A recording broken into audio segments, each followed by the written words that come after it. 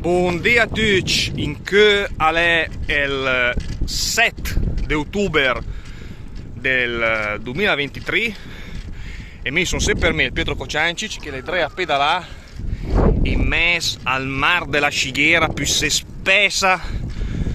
La bicicletta lì chi la vedi, la strada là in fondo la vedi meno, la vettura di 3000 senti e di lì guarda adesso più, ma era un bel su rosfugente che salta fuori, che salterà fuori dunque in che verso mezzodì tutta sta bella Scighera la che sarà no, o nebbia, ma sarà la Scighera o sarà la nebbia, mi mai capì.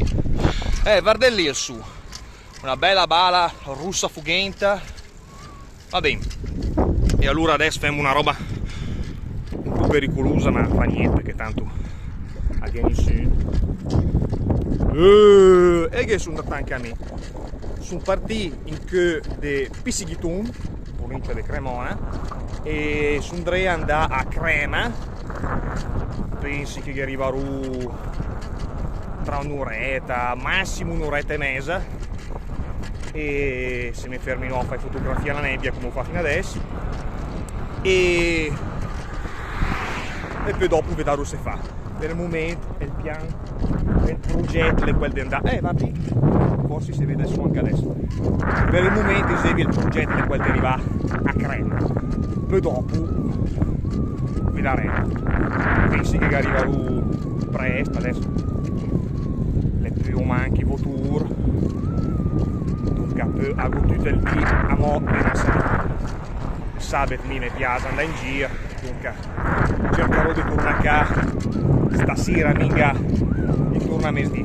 Va bene, questo è tutto, un altro giro, vi fu vedere che adesso la nebbia la ne fa un zicchinin meno spessa di prima, guardi questi bei cassini, i campi, i pianti, un bel paesaggio lombardo classico che quei che vive in minga qui e capisce no, il vetture che passa. Va bene, e una bella rungetta.